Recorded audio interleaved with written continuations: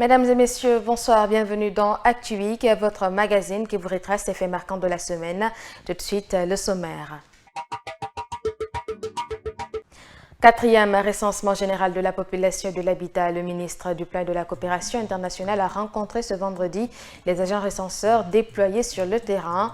Ismaël Nabé a saisi l'occasion pour saluer l'engagement des jeunes mobilisés tout en appelant la population guinéenne à leur réserver un bon accueil afin de garantir le bon déroulement de l'opération. Suite à l'enlèvement de l'ancien bâtonnier maître Mohamed Traoré, le Conseil de l'ordre des avocats décide de boycotter les audiences dans les cours et tribunaux. Il décide également de retirer ses représentants dans toutes les institutions et commissions de la transition, y compris le CNT. Les détails à suivre. Et puis, le handicap n'est pas une fatalité quand la passion domine. Pour le comprendre, nous vous amenons à la rencontre d'un non-voyant mais entraîneur d'une équipe de football et maître coranique à la fois. Ne vous étonnez surtout pas, vous allez le voir dans cette édition. Voilà pour le sommaire.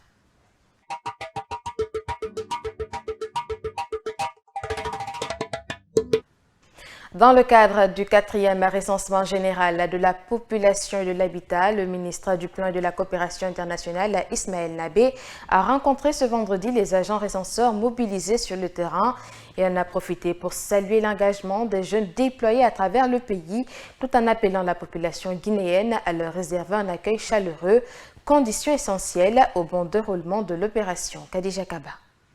Sur le terrain, des agents recenseurs majoritairement composés de jeunes vont à la rencontre des ménages pour recueillir des informations sur la population, les logements et les conditions de vie. Ismaël Nabé, ministre du Plan et de la Coopération internationale, salue leur dynamisme et invite la population à les accueillir favorablement. Le chef de l'État compte sur eux pour faire un travail professionnel, un travail courtois et qui sera de cachet spécialement pour le respect. La courtoisie, on l'insiste là-dessus parce que c'est ça l'importance pour aller parler à nos parents, leur expliquer que les deux processus, c'est les deux processus du gouvernement, les deux processus qui sont complémentaires pour le bénéfice de notre pays.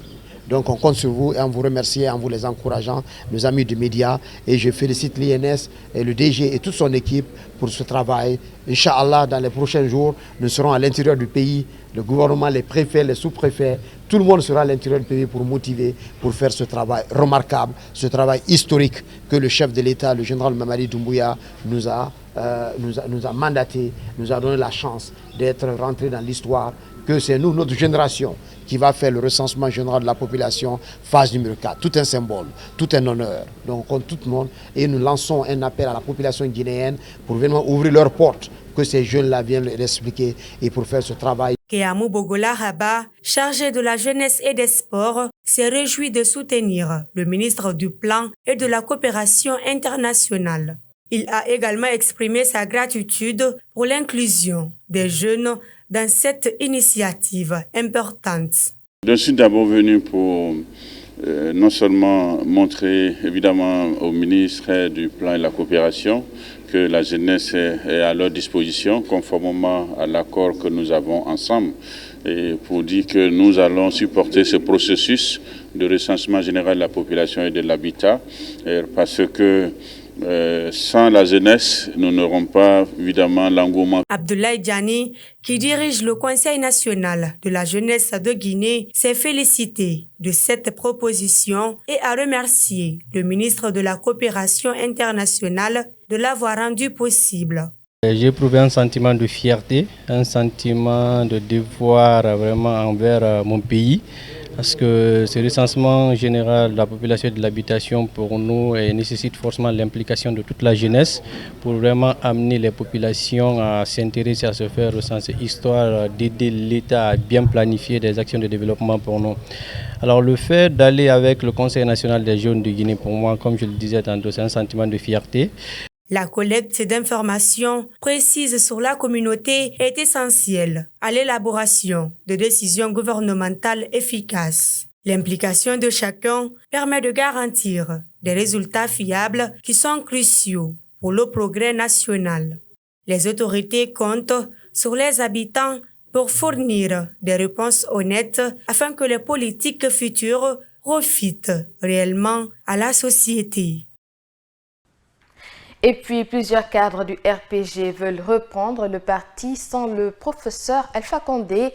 Composé d'anciens militaires et de responsables, ils entendent organiser un congrès pour élire un nouveau président pour se prévenir de la dissolution après la suspension par le MATD. Ces décideurs d'un RPG renouveau ont complètement gommé le nom arc-en-ciel dans le RPG. On se bat le baldé.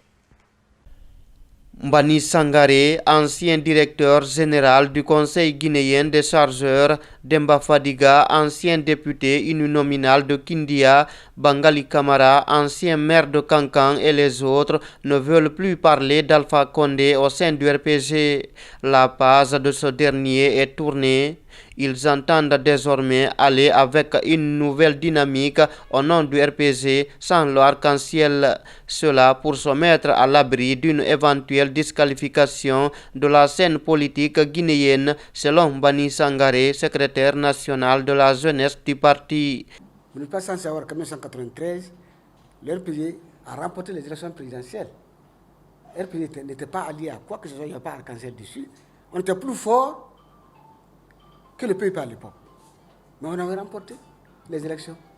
C'est pourquoi, depuis que le mot arc-en-ciel a été ajouté, on a commencé à avoir du n'importe quoi. Et en plus, depuis combien de temps le RPG n'organise pas son congrès et le RPG arc-en-ciel est en porte-à-faux aujourd'hui avec la loi. Parce que il y a certains critères que l'administration impose aux partis politiques qui ne sont pas respectés au niveau du RPG arc-en-ciel. C'est pourquoi nous avons déjà un ultimatum. C'est pourquoi nous, cadres réfléchis, nous faisons une démarcation nette entre cette structure ancienne qui nous a amenés à la dérive et nous préférons reprendre le RPG dans son statut originel pour accompagner le général Mamadi Doumbouya, parce que c'est là où il y a la vérité. Et du sommet à la base, tout le monde est d'accord aujourd'hui que le RPG doit repartir sur de nouvelles bases, sans Alpha Condé et sans arc-en-ciel. Entre ces désormais anciens collaborateurs d'Alpha Condé et l'ex-président qui a trahi l'autre, cette question répondue par Mbani Sangaré et Demba Fadiga a tout son sens dans leurs propos. Je voudrais dire à monsieur qui a posé la question qu'un parti politique n'appartient pas à une personne. Le RPG arc-en-ciel, le RPG appartient à tout le peuple de Guinée d'abord et aux militants du RPG. C'est au nom de l'ensemble des militants de l'intérieur et de l'extérieur de Conakry que nous parlons. Donc, ce n'est pas une trahison. Chacun d'entre nous a eu ses frustrations. Nous, on a beaucoup plus dépensé dans le RPG que ce qu'on a eu. Moi, ce que j'ai dépensé pour le RPG, je n'ai pas eu. Le RPG arc-en-ciel est parmi les formations politiques suspendues pour faute de conformité dans son fonctionnement à la suite de l'évaluation faite par le MATD. Le Conseil de l'Ordre des avocats décide de boycotter les audiences dans les cours et tribunaux suite à l'enlèvement dont a été victime l'ancien bâtonnier Maître Mohamed Traoré. Le barreau décide ainsi de retirer ses représentants de toutes les institutions et commissions de la transition, y compris le CNT. Les avocats ont annoncé ces mesures ce lundi après une rencontre à la Cour d'appel de Conakry. Reportage à Mamadou Tanouba. Les hommes en robe noire, très remontés contre l'enlèvement de leur confrère Maître Mohamed Traoré, ne sont pas allés du dos de la cuillère. Après une rencontre à huis clos dans la salle d'audience de la Cour d'appel ce matin, le Conseil de l'Ordre a rendu public une batterie de mesures, parmi lesquelles un boycott de 2 semaines de toutes les audiences judiciaires, mais aussi le retrait des avocats de toutes les institutions et commissions de la transition. Réunis en assemblée générale extraordinaire, les avocats du barreau de Guinée ont adopté les mesures suivantes en réaction aux atteintes graves portées à leur profession. 1. Boycott de 2 semaines de toutes les audiences judiciaires et convocation de police judiciaire sous peine de sanctions disciplinaires. Le dépôt des recours reste toutefois autorisé. La convocation d'une nouvelle assemblée générale à l'issue du boycott de 2 semaines pour réévaluer la situation et décider de la suite à donner. 3. Le retrait immédiat de tous les avocats représentant la profession dans les institutions et commissions de la transition, notamment celui du CNT. Rencontrer le ministre de la Justice afin de protester contre l'enlèvement illégal et cruel qu'a subi notre bâtonnier Mohamed Traoré et exiger que des poursuites soient exercées à l'encontre des auteurs. Et évidemment, nous comptons porter plainte contre les auteurs et une commission sera mise sur pied à l'effet de suivre cette plainte et pour un aboutissement que nous espérons heureux. L'ancien bâtonnier et démissionnaire du CNT a été enlevé devant sa famille dans la nuit de samedi 21 juin à son domicile, juste quelques jours seulement après son retour du pèlerinage à la Mecque. Ses bourreaux l'ont maltraité avant de l'abandonner aux environs de Banguya. Le Conseil de l'ordre des avocats envisage rencontrer le garde des Sceaux pour discuter de cette situation. Le baccalauréat unique 2025 a pris fin ce vendredi 27 juin en Guinée, ce qui met un terme à tous les examens nationaux cette année dans le préuniversitaire. Au lycée Léopold Sédar Senghor, c'est une joie immense qui animait les candidats à la sortie des salles. Chacun espère faire partie des admis pour l'université l'année prochaine. Mohamed Lamine Dafé et Diba Barry ont tendu leur micro à quelques-uns. Suivez leur reportage. Ils sont sortis des salles d'examen très joyeux en ce dernier jour qui marque la fin du baccalauréat unique 2025. Ces filles et garçons disent avoir passé un examen satisfaisant et qu'ils gardent l'espoir de figurer parmi ceux qui seront déclarés admis pour l'université. Au lycée Léopold Sédar Senghor de Yimbaya, les sujets étaient abordables pour les candidats interrogés. Ça a bien passé, les sujets étaient bien composés, c'était pas tellement comme l'année dernière, c'était cool. On a bien travaillé, je suis de moi, j'aurai mon bac cette année. Bon, les épreuves de cette dernière journée ont été très bien. Et vraiment, je remercie Monsieur le ministre de vouloir alléger ces sujets comme ça. Pour Sekouba Oulare, un autre candidat, les épreuves étaient parfois difficiles à comprendre et à traiter. Il garde quand même espoir pour son admission. Les épreuves d'aujourd'hui, c'était on peut dire, c'était une petite casse-tête, mais on a pu s'en sortir quand même. On a fait de notre mieux, c'était pas facile. C'était pas du tout facile. Nous espérons quand même être parmi les admis. Le baccalauréat unique marque la fin du processus des examens nationaux pour cette année 2025 dans le pré-universitaire en Guinée. Sur un autre plan, depuis quelques semaines, un manque de ciment est constaté sur le marché en Guinée, provoquant une hausse du prix. Dans les magasins visités par nos reporters ce mercredi, les prix ont grimpé à grande vitesse. Un sac de ciment vendu auparavant à 80 000 est aujourd'hui à 95 000 francs guinéens. Une situation qui inquiète à vendeurs et consommateurs. Reportage Germaine Mansaré et Khadija Kaba. La crise de ciment devient une véritable préoccupation à Conakry. La flambée du prix dans les points de vente affecte considérablement les activités de construction. Les commerçants pointent du doigt ceux qui fixent les prix de manière incontrôlée. Ibrahima Sori Kamara est vendeur et fournisseur de ciment au quartier Yimbaya. Le prix de ciment n'a pas augmenté, ça a ajouté un peu 2000 francs. Mais le problème, c'est le problème de transport. Et le problème de ciment doux, c'est ça qui est en crise en Guinée pour le ciment. Le prix des ciment n'a pas augmenté, comme les gens vous veulent dire. Vous avez en Guinée, chacun a son parole, chacun a son mot, chacun a son vision, chacun a son manière de dire, manière de faire, c'est comme ça en Guinée. Mais le ciment n'a pas augmenté. Dunga n'a jamais prononcé le mot, le ciment a augmenté. C'est un problème de transport. Tous les camions sont en ciment doux. Par exemple, moi, on me paie à 10 000. Je vois quelqu'un qui me paie à 30 000. Vous voulez que je parte où? Je pars pour 30 000. C'est comme ça, ça se passe. Sinon, le prix des ciment n'a pas augmenté. Un sac de ciment à l'heure, là, c'est 95 000, 42,5, 32,5, 90 000. Rencontré devant un magasin, Yamoussa Silla, maçon de profession, partage son inquiétude face à cette hausse.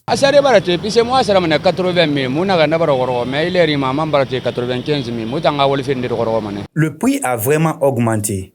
Avant, on achetait le sac à 80 000 francs guinéens. Maintenant, c'est à 95 000 francs.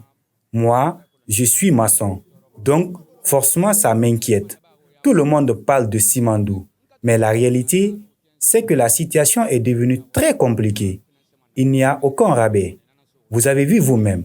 J'ai donné 80 000, il m'a demandé de compléter. Et au final, il m'a juste rendu 5 000 francs comme monnaie. On a besoin que les autorités interviennent.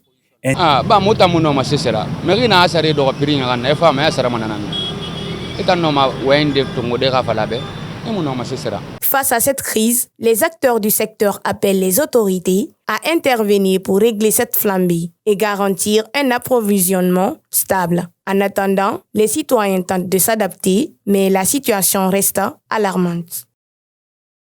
Chaque 26 juin, le monde célèbre la journée internationale contre l'abus et le trafic illicite de drogue, instaurée par l'ONU et soutenue par l'Office des Nations Unies contre la drogue et le crime. Cette journée vise à renforcer la sensibilisation sur les dangers que représentent les drogues. En Guinée, l'occasion est mise à profit par la coordination nationale du service d'aide aux jeunes en situation difficile face à la drogue pour intensifier les campagnes de prévention. Reportage à Mohamed Lamine Dafé. Des substances comme le cannabis, la cocaïne ou encore le crack représentent un réel danger pour la santé humaine. Malheureusement, ces drogues circulent sur le territoire guinéen, entraînant des conséquences sanitaires graves. Face à cette situation, le coordinateur national du service d'aide aux jeunes en situation difficile lance un appel à l'ensemble des services concernés afin de mutualiser les efforts. Il faut franchement que chacun de son côté fasse vraiment le maximum que possible pour que la lutte, parce que la lutte contre la drogue est une lutte complexe et qui nécessite une action pluridisciplinaire et multisectorielle. Face à l'ampleur de la situation, la sensibilisation et l'éducation demeurent des moyens essentiels pour limiter la consommation des drogues sur les jeunes.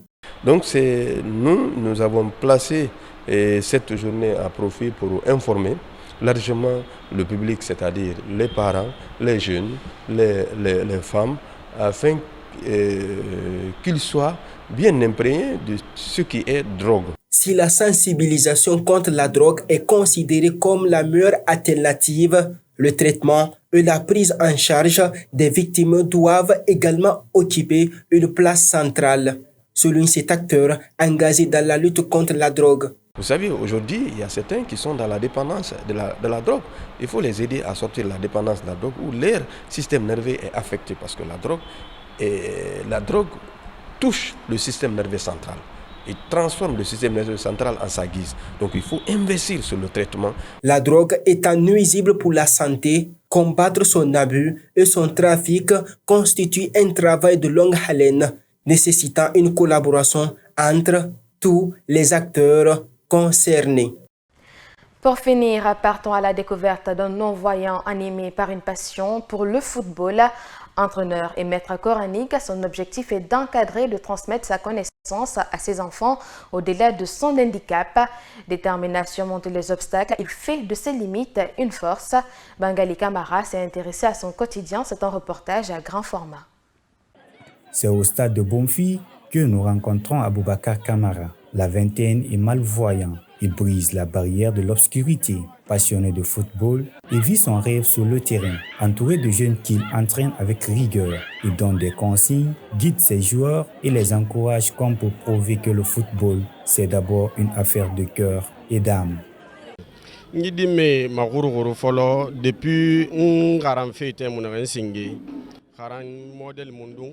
Ma collaboration avec ces enfants a commencé dans mon centre coranique. Mais à chaque fois qu'ils venaient en retard, ils me répondaient toujours qu'ils étaient au terrain. Ce qui m'a poussé aussi, après plusieurs réflexions, de créer cette équipe de football pour qu'ils soient auprès de moi et que je puisse bien les contrôler.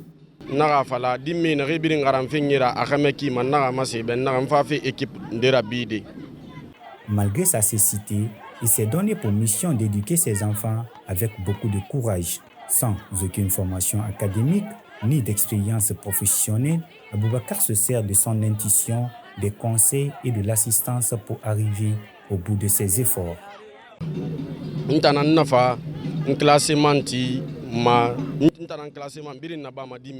C'est moi qui contrôle les entraînements de ces enfants, et cela par l'aide de mon grand frère, un ancien footballeur qui m'explique comment on fait les classements.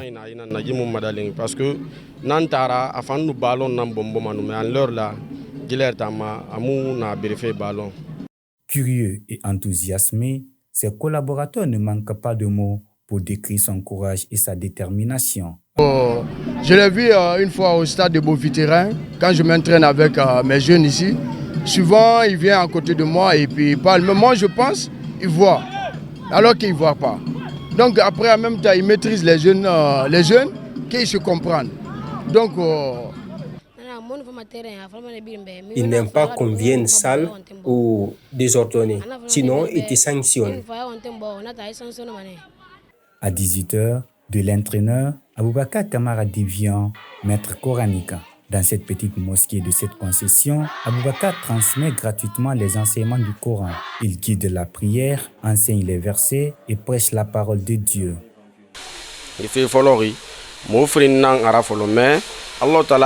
J'ai créé cette madrasa avec un ami qui m'a malheureusement abandonné.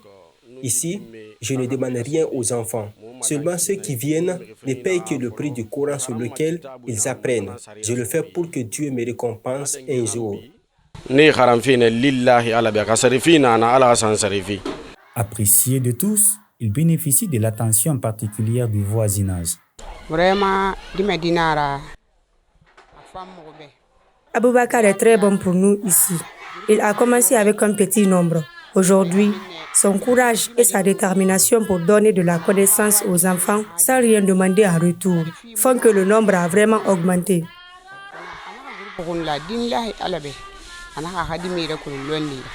Ici, il est plus d'un apport inestimable, car c'est lui qui dirige la prière dans cette mosquée qui se remplit pendant le Ramadan.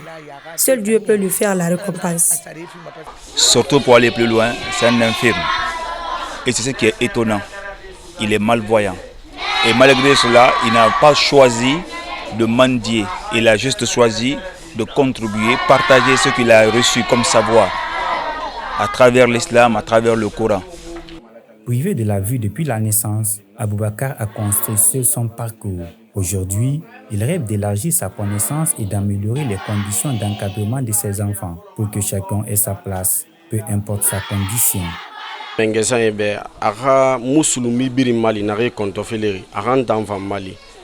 Je demande de l'aide aux autorités et aux personnes de bonne volonté. Mon souhait est d'élargir ma connaissance pour que je puisse bien servir les citoyens.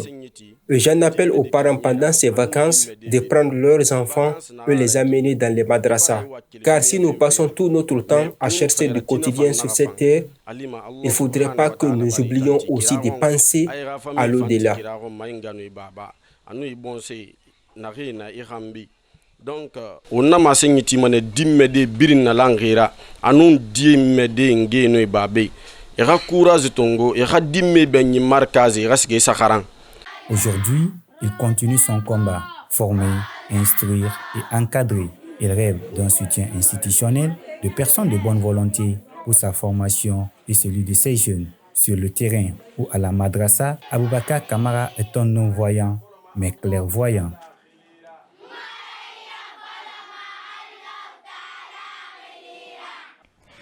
Et voilà, ainsi s'achève cette édition à tous. Merci de l'avoir regardé. On se retrouve très vite sur Kavi TV. Au revoir.